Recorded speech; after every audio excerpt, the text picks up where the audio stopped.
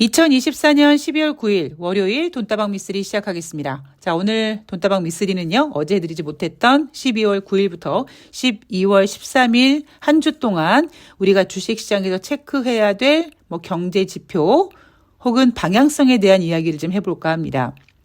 제가 어제 방송에서 쌍욕을 발사했더니 오늘 구독자 수가 살짝 줄어들었습니다.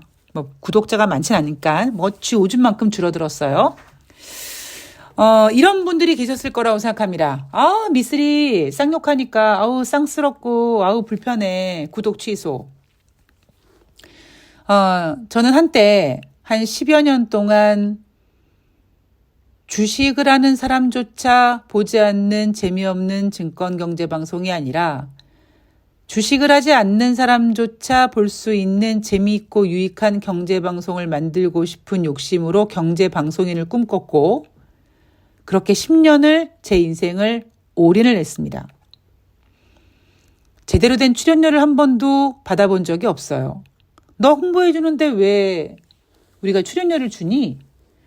네가 돈이 필요하면 우리 방송이랑 우리 방송에서 계약하고 네가 회원을 모아서 네가 증권 전문가 활동을 해. 그들의 생각은 이거였고요. 되게 힘든 시간이었습니다. 월세를 계속 못 내다 보니 어느 날 집주인이 와서 이 스토어를 잠궈버렸어요. 저는 아침 방송을 나가야 돼서 새벽에 일어났는데, 그때는 수입이 없고 돈이 없으니까 한겨울에 난방도 하지 못했습니다. 실내 온도가 18도였고요. 저는 난방을 하면 관리비가 많이 나가니까 사용하지 않는 이불을 창가에 덕지덕지 붙이고 살았습니다. 굉장히 구질구질하게 살았죠. 고소미 과자 한 봉다리로 하루를 버텼던 적도 있습니다. 그런데 그럼에도 불구하고 저는 방송에서 좋은 말만 쓰자. 왜? 나 지금은 되게 힘들지만 내가 이제 경제 방송인이 돼서 주식하시는 분들이 저 미쓰리 되게 재미있게 방송 잘하네. 제가 얘기하는 거 되게 유익하네. 이렇게 알아주시는 날이 올 거기 때문에 그때까지만 참자. 그래서 진짜 마치 오리가 물 밑에서 막 발을 휘저으면서 막 살려고 퍼덕퍼덕 하면서도 수면 위에서는 아무 일도 없는 것처럼 우아한 표정을 짓듯이 경제방송에 나가서 출연해서, 그리고 사람들을 만나서는 힘든 티를 안 내고 단어도 굉장히 아름답고 예쁘고 고운 단어만 썼죠. 물론 제 캐릭터가 약간 센 캐릭터니까 가끔씩은 과격한 척 했지만 어느 정도 그래도 품위를 유지하려고 했습니다. 그렇게 10년을 살았어요. 지금 저는 이제 경제 방송에 대한 꿈 내려놨고, 두 번째는 돈다방 미쓰리를 듣는 분들 중에 분명히 이찍들이 계실 거라고 생각합니다. 그분들은 몰라, 너 철학은 모르겠고 너 정치 색깔은 모르겠고 난 그냥 네 시황만 들을 거야. 그런 분들이 계셨을 거겠죠. 그런 분들 중에 이제 일부가 이제 도저히 못 듣겠다 해서 구독을 취소하셨을 거라고 생각합니다. 저는 돈다방 미쓰리에 이찍 구독자가 있는 거 원치 않습니다. 저는 돈은 좋아하지만 돈의 노예가 되지 않고, 돈이 무서운 걸 알지만 천박해지지 않으며 나눌 줄도 알고 지킬 줄도 알고, 사람이 만든 게 돈이고 그러다 보니 그 돈의 의미와 가치를 부여하는 것도 인간이기 때문에 마치 이찍들처럼 돈만 된다면, 내가 부만 챙길 수 있다면 예은병 계엄이 되든 나발이든 상관없어. 이런 꼴통들 같이 어울리고 싶지 않습니다. 제가 그랬죠. 며칠 전 방송에서 집이 8채 있는 엄마를 가진 후배가 저한테 자기는 윤석열이 마음에 들진 않지만 자기네 집 재산을 지켜줄 거라고 확신하기 때문에 윤석열을 찍는다고 했습니다. 그래서 제가 그때 그랬죠. 나중에 두고 보자 그랬습니다. 모르겠습니다. 지금 연락이 끊긴 상태여서 뭐 얼만큼 잘 먹고 잘 사는지 모르겠습니다만 저는 그런 자들은 분명히 끝이 안 좋다라고 생각을 합니다. 그래서 돈다방 미쓰리는 최소한 이 찍들이 안 들었으면 좋겠어요.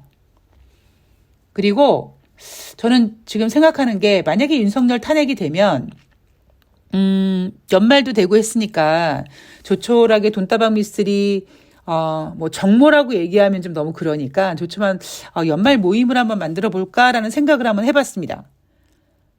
그래서 전 진짜 뜻맞는 사람들끼리 뭐 블랙펄 거시기 있잖아요. 그 김건희가 그 패밀리로 들어갔다는 그런 것처럼 그렇게 못된 것들이 아니라 진짜 여러분 기억나실지 모르겠습니다만 제가 예전에 돈다방 미쓰리 좀 돈 좀 많이 벌고 연말에 모임 갖고 그래서 연탄 봉사 같은 것도 좀 했으면 좋겠다 이런 거 제가 소망이라는 얘기를 종종 해드렸었습니다.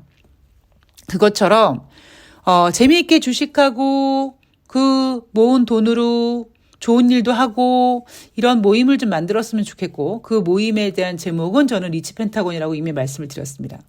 그래서 구독자가 조금 뭐 줄어든 것에 대해서 저는 개인적으로는 좀 고맙습니다. 뭔가 걸러지는 느낌이 솔직히 좀 들어요. 예, 그래서 여러분들이 돈다방 미쓰리는 이런 철학을 갖고 방송하는구나 라고 좀 알아주셨으면 좋겠고요. 구독 취소한 이 찍들이 다시 구독을 안 했으면 좋겠다는 간절한 바람을 가지고 오늘 방송을 시작하겠습니다. 자, 지금 현재 오후 12시 18분입니다. 코스피 50포인트 넘게 하락했고 퍼센테이지로는 2%, 코스닥은 3% 하락했습니다. 이게 여러분 블랙 먼데이라고 할 수 있을까요? 우리는 지난 8월 5일 코스피가 200포인트 넘게 빠지는 거를 보았습니다. 저는 오늘은 블랙 먼데이라고 하지 않겠습니다. 제가 어제 방송에서 그랬죠. 2022년 연말부터 외국인들이 대한민국 주식시장을 떠나기 시작하면서 2023년, 2024년 미쓰리가 여러분 당분간 3,000포인트 어렵습니다라고 얘기했던 그 기간 동안 이미 충분히 윤석열 리스크가 반영이 되고 있다. 단지 지금은 뭐냐면 뭔가 그 전환점을 막기 위해서 약간 모멘텀이 필요한 그 순간이고 그 모멘텀을 윤석열이 셀프 구테타를 하면서 이렇게 상황이 된 건데 자, 기관들은요. 지금 정부 자금이 들어와서 코스피를 방어하고 있습니다. 그래서 지금 오늘 현재 그러니까 코스피는 개인들이 5천억 넘게 팔고 있고 기관은 지금 4천억 넘게 매수해주고 있습니다. 재미있는 상황은 외국인들은 확실하게 방향성을 보이지 않으면서 매수를 유지하고 있어요. 물론 굉장히 소폭이에요. 근데 제가 여러분 그랬죠.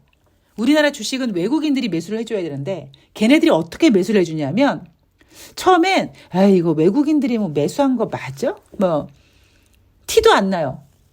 그러다가 어느 순간에 그 와 있으면 이렇게 외국인이 사고 있었네? 이렇게 보입니다. 며칠 전에 외국인들이 막 샀다 그랬을 때 제가 그런 거에 의미 두지 말라고 말씀드렸죠. 쭉 팔아왔기 때문에 의미 두지 말아라. 그런데 제가 여러분 올해 코스피 밴드 장중에 2,400 깨질 수 있고 2,600 그 어딘가 얘기하고 그러지 않았습니까? 윤석열 따위가 2,000 깨지 못하고 대신 3,000은 당분간 어렵다. 지금 어느 정도 코스피 바닥이 보이고 있고 어제 방송에서 언급했던 것처럼 개인들 투매가 지금 좀 찌꺼기들이 나오고 있어요. 그래서 앞으로는요. 외국인들의 매수를 좀 주목해야 됩니다. 외국인들은 분명히 이 상태에서 윤석열이 지키지 못할 거라는 거를 알고 있어요.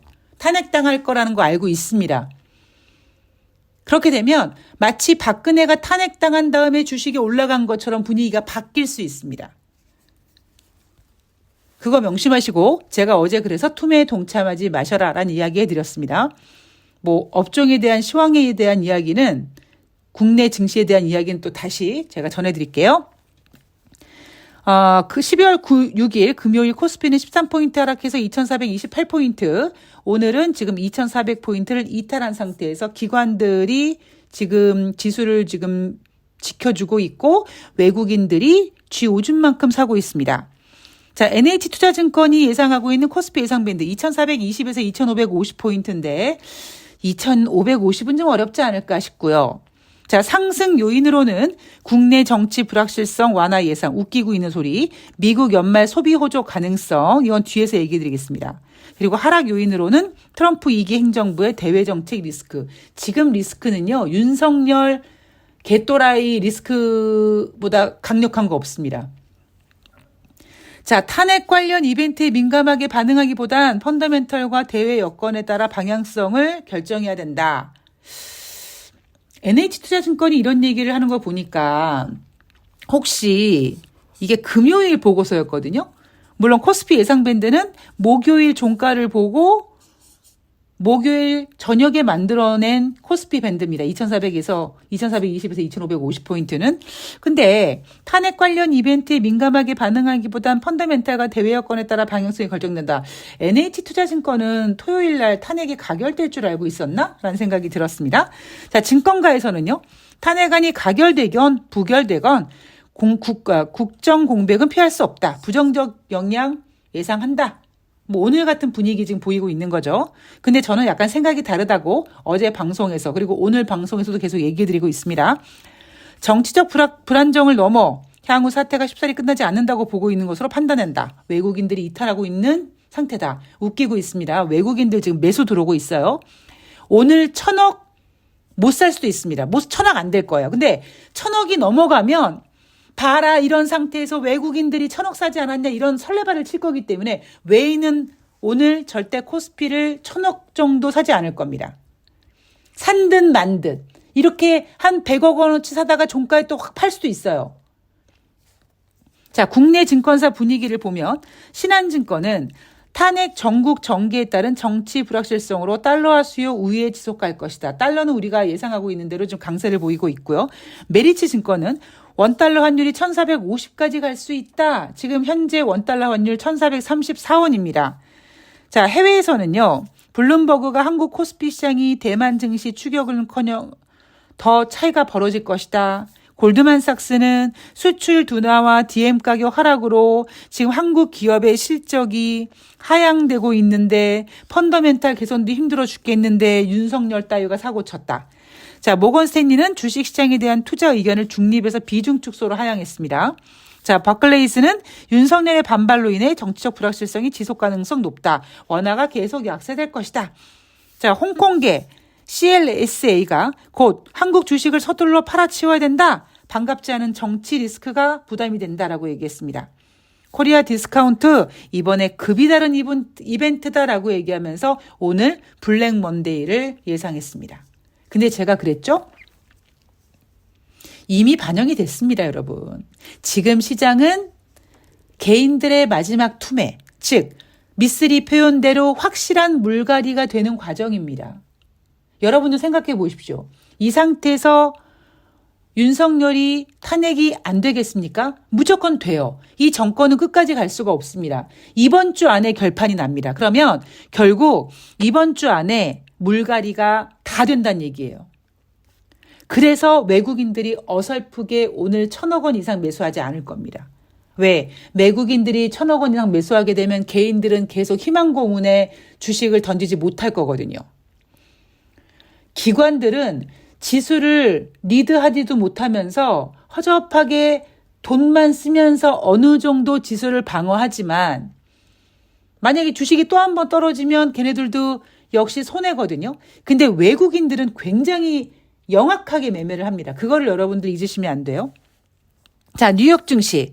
대한민국 주식시장은 제가 대략 어제 방송 그리고 오늘 방송에서 대략 지금 분위기를 말씀드렸어요. 저는 지금 대한민국 주식시장 걱정하지 않습니다. 이미 저는 2022년 연말부터 외국인들이 한국을 떠나는 이유는 윤석열이 될 거라고 보고 있구나. 그래서 이미 그때부터 코리안 디스카운트가 시작이 됐고 그래서 저는 3,000포인트는 어렵지만 윤석열 따위가 2,000포인트 못 깬다. 오늘 블랙먼데이라고 할 수 없습니다. 지금 현재로도 여전히 코스피는 미쓰리가 9월 달부터 예상했던 2,400포인트, 2,600포인트 사이, 장중에 2,400 깰 수 있다. 진정한 물갈이가 진행되고 있다는 시황에 변함없이 딱딱 맞아 들어가고 있습니다. 그럼 이제 우리는 다시 뉴욕 증시로 가야죠. 뉴욕 증시, 미국 전미소매협회에서 발표한 자료가 있습니다. 추수감사절 주간 동안 쇼핑한 소비자가 1억 9,700만 명인데 예상은 1억 8,340만 명이었다. 예상보다 많았다. 소비 좋았어. 자, 금액은 말이야. 쇼핑 평균 지출액이 전년 대비 8달러 올라서 235달러를 썼어. 자, 블랙 프라이데이를 맞아서 소비를 한 소비자들도 많고 금액도 늘어났습니다. 그런데 제가 그랬죠? 뉴욕 증시에서 이 얘기가 나오지 않았어요. 이건 제가 따로 자료를 본 겁니다. 왜? 전문가들은 이렇게 미국 국민들이 지갑을 열면 인플레이션 지표가 올라갈까봐, 인플레이션 지표가 올라가면 금리 인하를 못할까봐 이 얘기를 조근조근 자료가 있으니까 발표를 안 할 수는 없거든요. 근데 이 발표를 뉴욕 증시에서 발표하지 않습니다. 지난주 금요일 여러분 뉴욕 증시에서 이거 없었다니까요. 만약에 금리 인하라는 이슈가 아니었다면 이번 블랙 프라이데이 때 미국 소비자가 이만큼이 늘었고 소비 금액이 이렇게 늘었다. 소비가 이렇게 증가되고 있어서 미국 경제가 졸라 좋아지고 있고 뭐 역시 미국 경제는 강하니 뭐 산타랠리니 어쩌니 지랄 예언병들을 할 텐데 그 얘기를 못하고 따로 자료를 제출했습니다.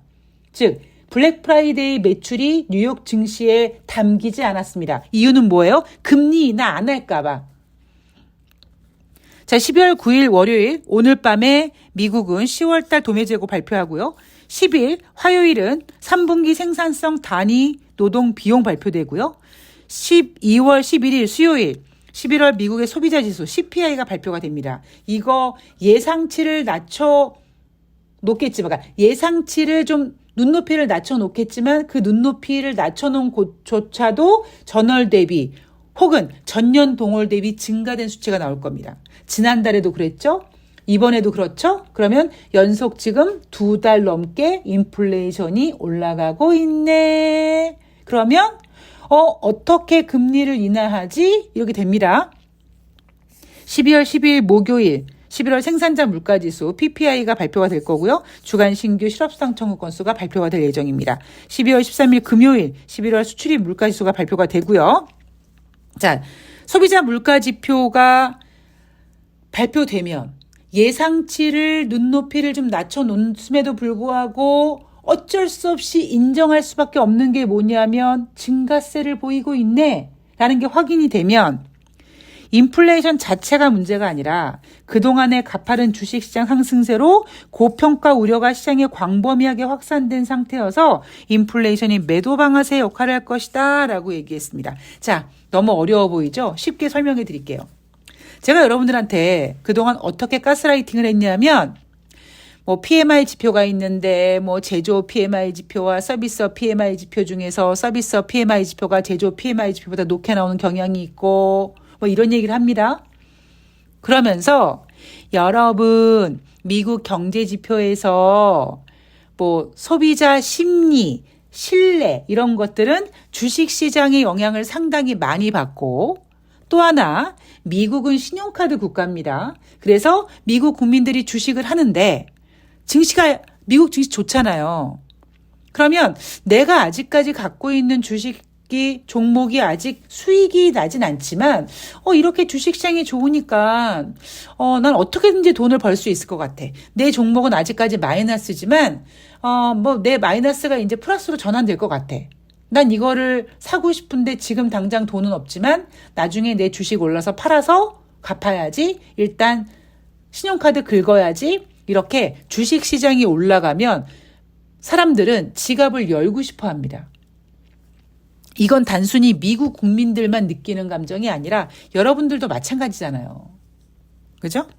여기서 나는 그렇지 않아 라고 하시는 분 계신가요? 없어요. 사람의 마음이 똑같아요. 그게 주식하는 사람들의 마음의 공통점입니다.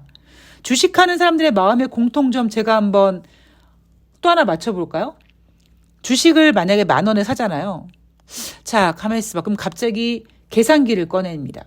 자, 내가 10,000원에 이걸 몇 주를 샀는데 내가 이거를 만약에 뭐 상한가까지는 무료지만 한 10% 정도 벌면은 11,000원, 그러면 1,000원 주당 벌고 내가 몇 주 있으니까 내가 얼마를 벌겠네.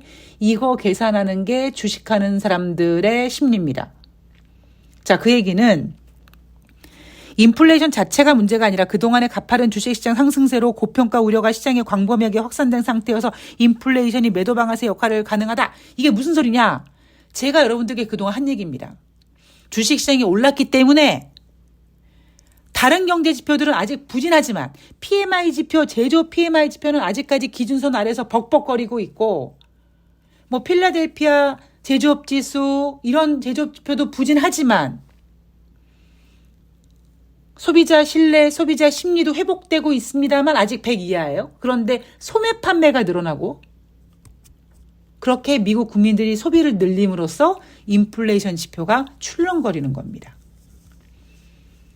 그러니까 미국 시장이 좋은 상태에서 인플레이션 다시 올라가네 그러면 어떤 일이 벌어지냐? 사람이 정신을 번쩍 차리고 매도할 수 있을 거다라는 얘기를 하는 거겠죠.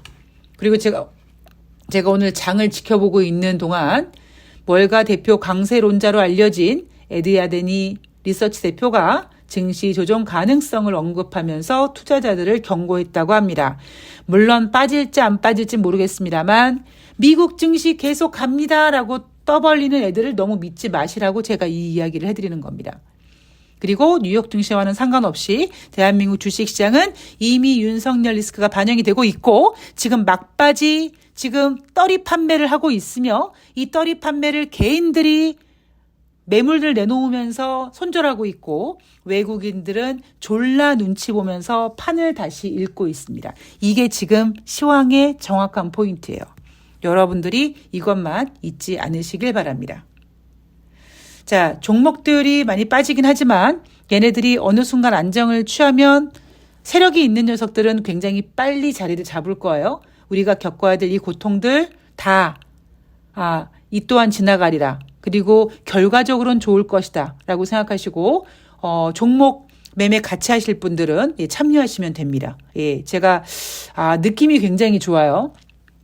자, 열심히 준비하고 열심히 응답하고 열심히 윤석열 끌어내리는 데 대해서 최선을 다하도록 하겠습니다. 돈다방 미쓰리 청취자님들께서는 단순히 나는 돈다방 미쓰리 청취자가 뿐만 아니라 나 리치 펜타곤 구성원이야 라고 생각하시고 긍정적인 마음으로 힘내시길 바랍니다. 자, 저는 12월 10일 화요일 날 월요일 뉴욕 증시 가지고 찾아뵙도록 하겠습니다. 고맙습니다.